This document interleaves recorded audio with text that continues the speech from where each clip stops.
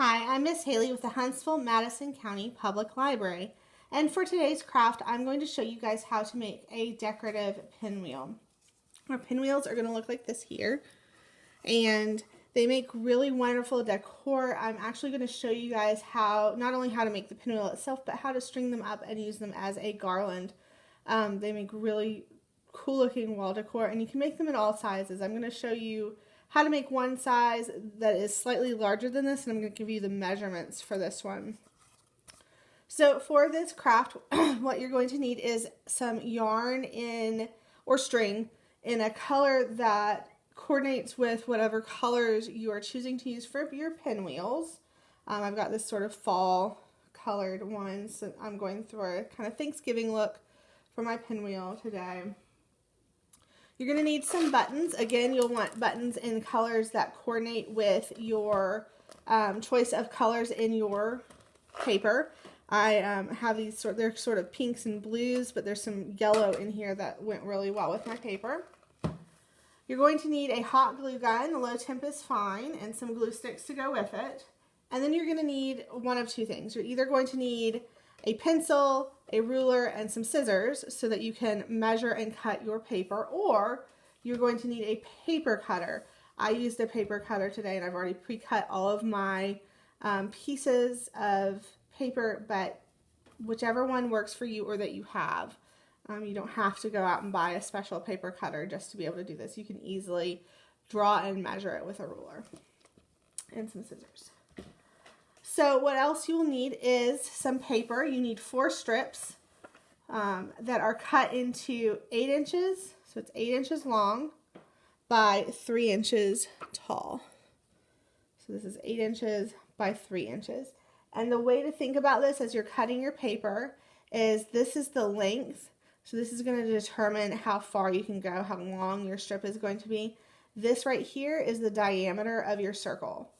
So this width here is actually, it's the radius of your circle. So it's from the center to the end is the width of the one strip. So these 4 strips are cut into 3 inches by 8 inches. These strips, the strips for these ones, are cut into 2 inches by 6 inches. So it was a 2-inch wide strip. So this measurement here was 2 inches, and then this measurement here was 6 inches for my smaller pinwheels. But I wanted to show you on a slightly bigger one. A, because it's going to be the centerpiece for my pinwheel garland, and B, it's going to show up a little bit better on camera. So these are 3 inches by 8 inches. And you can do this for you could do a 4-inch one. You would just need 10 inches, 5 inches, you'd need 12 inches. So if you add 1 inch to this side, you add 2 inches to this side. So to start out with, you are going to do the same thing to each of your 4 strips. You are going to fold them into an accordion fold. So to do this, we're going to fold it over like that. And I'm lining up the edge here, and that way I know it's straight, and then I'm going to crimp. If you're not perfect, that is fine. My fold is about, I would say, 1/2 inch. I actually have a ruler, let's see. It's a little bit longer than 1/2 inch. They can be a little shorter, they can be a little longer, they can be exact, but just don't stress about it. So I'm going to fold over again, do it that way. I'm going to fold it this way, and you're just folding it back and forth so that you are forming an accordion fold. So then I'm going to go towards the front of the paper and fold. And I'm going to flip over so that I'm going the other direction and fold. I'm going to flip this down, fold, and so it's back and forth. And to check your progress, you should always have this shape here. So it's like an accordion and these little triangles. You should never be going back over yourself. If you don't have that shape, go back and fold. Figure out where maybe you folded in the wrong direction once. So if I folded over again, that would be bad. I'm going to fold down. I'm going to fold up. And each time I'm just roughly making my creases in the same spot. They're not perfect. Some of them are smaller, some of them are a little bit bigger. That is okay. And it doesn't matter where you end, so just keep folding. So I don't want to end here with a really big piece, but it's not going to be enough to come all the way down, and that's okay. So I'm just going to fold where I would fold, even if it was enough to come down. Okay? So there is one accordion folded piece of paper. This will be about a quarter of my pinwheel, and it's going to spread out like that. If I wanted closer pinwheels, so this one's spread out a little bit more than this one is. If I wanted them to be tighter together, if I wanted them like that, I would need to add a strip. So I'd do a 5th strip that is 8 inches wide or 8 inches long, or I would cut all of my strips to be 10 inches long. I just like to add an extra one if I wanted it that way. This one's going to be a little bit more spread out. But the more strips you add, the tighter you can get your folds to be. So if you wanted a really tight fold, you need lots of strips. So again, we're going to do this to each one. I like to start by folding over this way. I don't know that it really matters, but I like to start this way because if possible, I like to end it so that there's not a fold like this on the end, but it's not, as you see on this one, it's not always possible for that to happen. And that is fine. We can put them together no matter what. I just like it a little bit better the other way. It's probably just personal preference. We're going to fold again. This one's getting really wonky.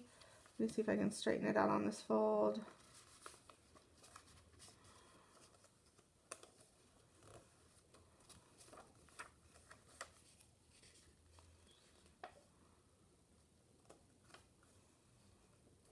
Always match up your ends here to keep it'll keep it from being really wonky and weird and not straight folds.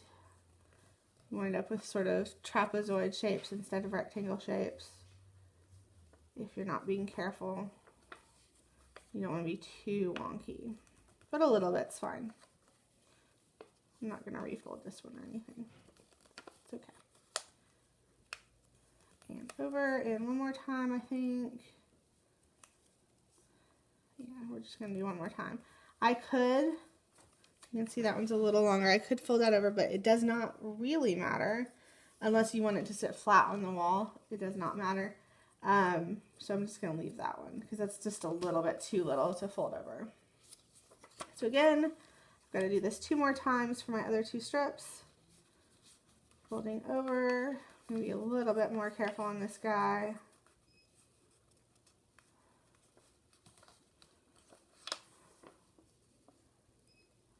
Matching up my edge there. And this is the edge I'm talking about here. I'm matching that edge up. And I'm also matching up here a little bit with the fold as much as I can. It's very hard to get that fold perfectly the same. And I would not stress about doing that if I were you. You just don't want it crazy big. Like if I folded this one here and then I folded the next one down here, that would be too much. So you want them close, but not perfect. Sisters, not twins.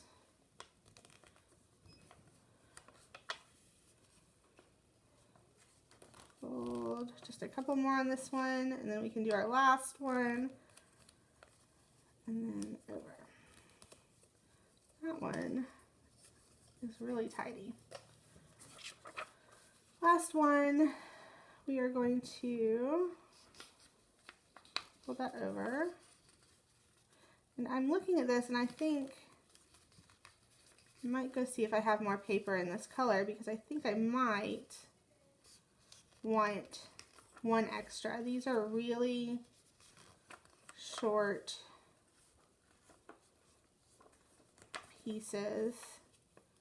I think I might want one extra unit to my pinwheel on this one.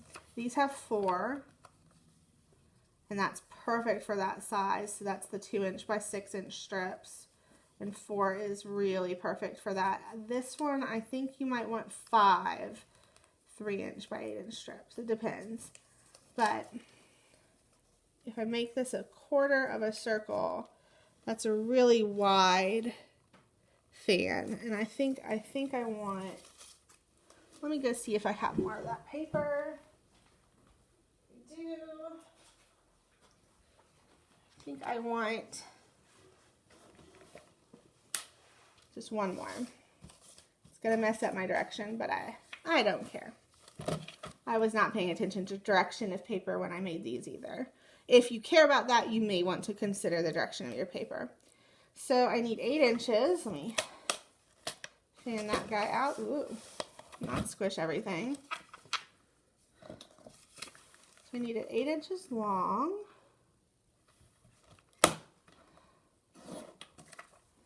And I need it 3 inches wide.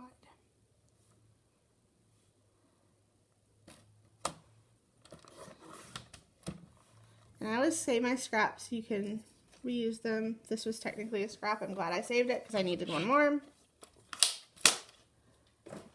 And we're going to fold this one too. So you can see how the fold here is going to be different direction than the other fold. The little circles are going to go in the different direction, but I am just really not sure I care today. But it does look really nice if you can get a pattern like this all going in one direction along a pinwheel. It looks pretty cool when you do it that way. So if you can, if you want to, that can be a cool thing to do, but do not, I wouldn't stress about it.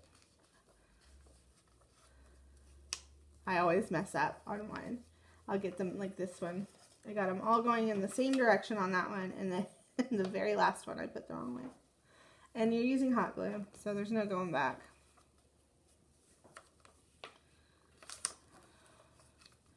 So we're just folding back and forth. This is our last one.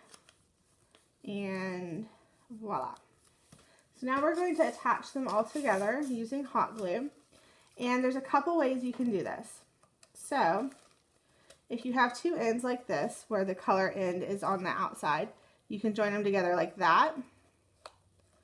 But it doesn't look very good. And you cannot do that if you have this. So if you have this on there and you join it together like that, it's going to look really rough. What you actually want to do is stack them on top of each other. So for this one, you just put glue right here, and then you do it that way. For this one, you'd put glue on both sides, and you're going to stack it like that. You will lose one of your accordion folds that way, so it does shorten it a little bit, which is why I decided to go ahead and add a fifth one.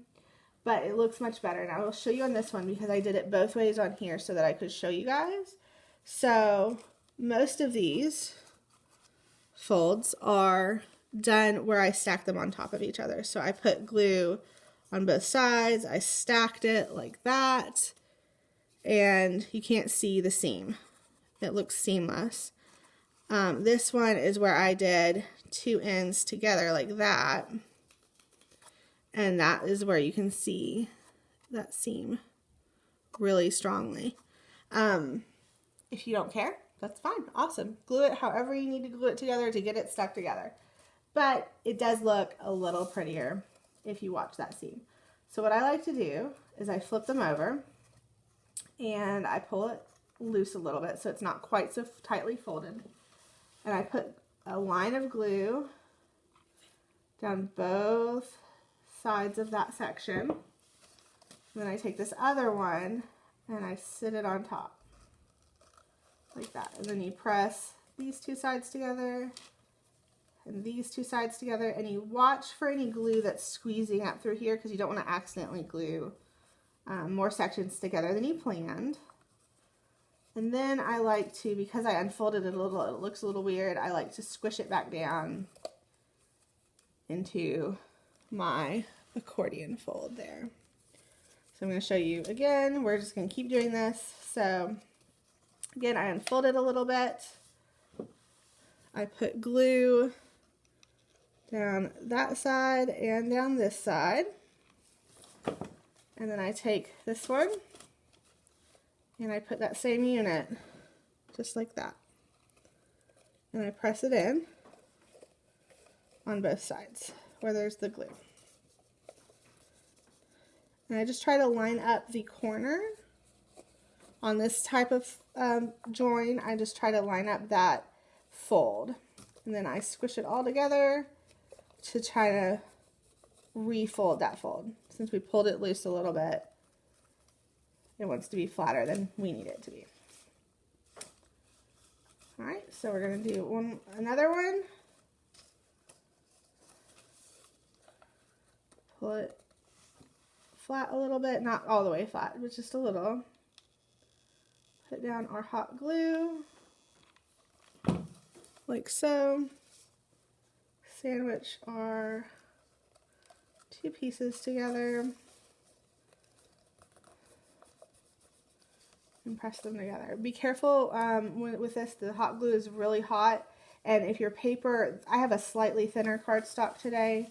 If you have a thick cardstock, you'll probably be fine. But if you have this slightly thinner cardstock, it can hurt a little bit through the paper. You're not going to burn yourself or anything, but just be aware. All right, our last one is a little different. So, because it does not end the same way. All of our other ones ended with the pattern face out on the end. This one ended with the pattern face up. So, what we are going to do is instead of doing it on the back side, we're going to do it here on the front. So we're just going to put a strip of glue right here. We don't need it on both sides. So on this one, we're only going to do one strip of glue right here on the inside of this flap that's on now. So we're just going to do a strip of glue right here. And then we're going to set this guy on there like that so that the edge of him goes down into the crease.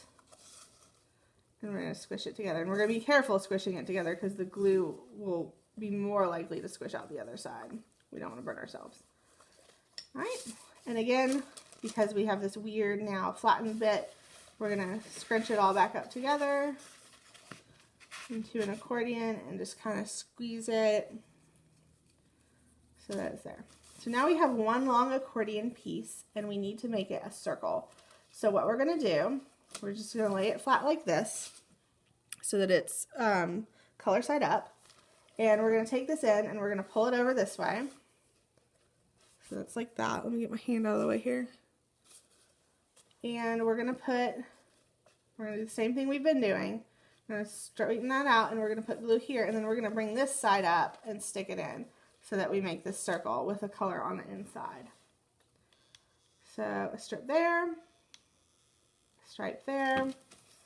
We're going to take this end, pull it out a little bit, this end, and we're going to put it right in there, like that, and squish it together. So you should have, and then again, you'll want to pull them up a little bit into the accordion and squish. You can't do the whole thing anymore since we have a circle. So you should have this circle, like that, with the color on the inside. What you're going to want to do now is flip it in on itself. So you're going to grab one side, and you're just going to pop it around. Okay? Then you are going to take one side and one side. Doesn't really super matter where you're going, especially since we have 5 here. And we're going to take, I'm going to pinch 2 of the corners together, and I'm going to start pressing them down and in. And I'm just going to kind of flatten it like that. So I'm going to show you again. That takes some practice. That's by far like the weirdest part. Once you've done it and you know how to do it, it's super easy. But the first couple of times you do that, it seems weird. It feels weird. So from this circle, standing up like this, do it on a table. Don't try to do this just in the air. That doesn't work very well. So do it on a table like this. Pinch one little triangle and one little triangle on each side and just kind of push them down and together, and then the rest will follow. So you want to kind of hold it there. I like to use one hand and just kind of hold it because we're going to put hot glue in the middle. So you're going to squeeze a good bit of hot glue in there, and then you're going to squish it together. So you're going to use just your hand on the outside, move it around a little, make sure you're not accidentally gluing it down to your table. You should see a lot of hot glue come out the top. It might come out the bottom, and that's why you kind of want to move it around at first, just to make sure you're not gluing it down to your table. And you're just going to hold it there until it dries for a while. It's going to be a bit. Because if you don't, and I'm going to let go. Ooh, mine's almost dry. But if you don't hold it until it dries, you'll know very quickly because it will try to spring apart. The way we folded this accordion fold is very tense. There's a lot of tension between those folds, and they want to spring apart. They want to spring back into that other shape. And I'm going to just use my finger, now that it's kind of dry, to smear that glue around the center outside. And there's a little bit left on my finger. I'm just going to roll that off. You only want to do that, though, once it's really close to being dry. I'm just going to pat it. So if you find that you do that and you've held it for a really long time and the glue has dried and it still springs apart, just add more glue. Next, the last thing you're going to do for the pinwheel formation is you're going to take your button. And if you don't have buttons or buttons that look good with it, say you have like hideous bright neon blue and you're using this color paper and that clashes horribly, you can take some of your leftover scrap and cut out little circles to put over that center. But you want something to put over that center because that center looks kind of ratchet. It's very hot gluey. So you're going to take your button, you're going to put hot glue all over the back, big old dot, and you're going to press it down, but press it down from the sides of the button. You do not want to press down from the center because it is going to squeeze up through the center of those buttonholes unless you have the kind of button that's not really a button because it doesn't have buttonholes. It's just like a plastic disc then. Why do they make those? I don't know. But unless you have that kind, it's going to squeeze up through the holes and you will burn yourself if you do it right in the center. But there we go. There's our pinwheel with our pretty little button in the center. And now we can string them up together. You do not have to. You can leave them like this. You can prop them up in places. You can add a tape to the back and put them up on your wall directly. I've seen people do that. Use double stick tape in the center here. You need a decent amount and you stick them on your wall directly. If you have the kind of wall that can take it, you can even hot glue them to your wall, but do not do that if you just have drywall. That's for like cinder blocks. So if this is a classroom and you have a cinder block wall, you can often hot glue that to that. You want to test it first. Do not do that to your house walls. It's a bad idea. It will not end well. You will hurt your wall. People will be mad. Don't do it. So to make this into a garland so that we can hang it up, we are going to, and I think I'm going to alternate colors probably, like that. I like that. Maybe that way. That way there's white here and white over here. So you're going to take a hole punch if you have one. I didn't include that in the beginning of things you need. I should have. You need a hole punch. You're going to pick whatever is the top of your pinwheel. It does not really matter. Just find one. And you're going to punch through one fold. So not just like one side of it. You're going to punch through both. So I'm going to punch through both of these. So I'm going to take it, I'm going to make sure I'm not on the fold. If you're on the fold, it'll be weird. You could fold it. You could do it on the fold. You do it right there. Ooh, decisions. Do I want to? No. I definitely want to do it on both. So we're going to go in and snap. And then I've got, if you can see it, it kind of blends in on this paper. But I have a little hole right there. And we're going to use that to string it up onto our string. So I'm going to do the same on all of these. I'm going to decide where the top is. I think that one's going to be the top.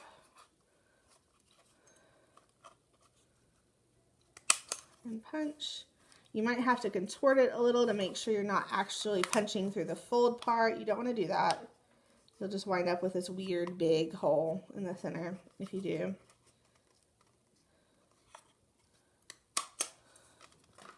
We're punching holes.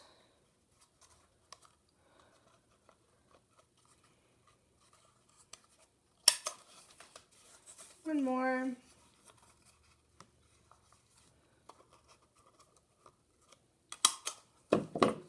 I do try to do it on one that is not a fold. So if you guys look at this one, I punched the hole right there. If I'd done it here, I would have been going through a spot where I joined two together. So I do try to do it where I have not joined two together, just so there's a little less paper you're going through. And that way also you're not compromising the join by cutting through it. So, not the end of the world if you do, probably, but just something to be aware of. So the next thing you're going to do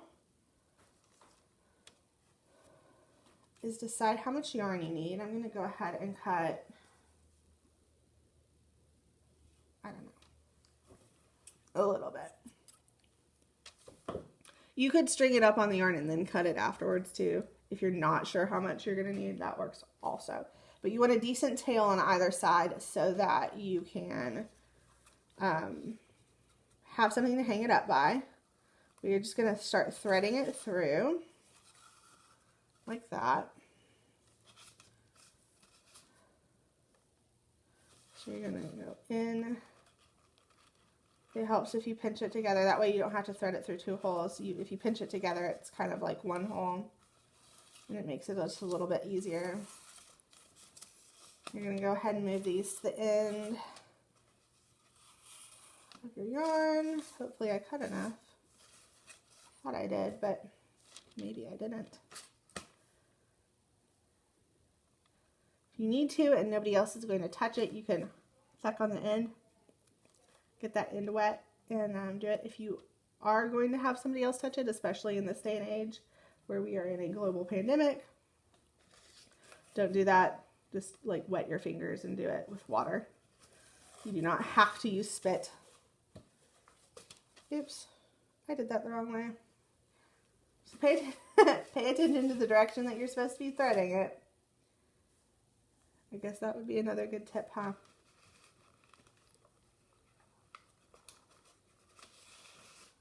Make sure they're all on the same direction.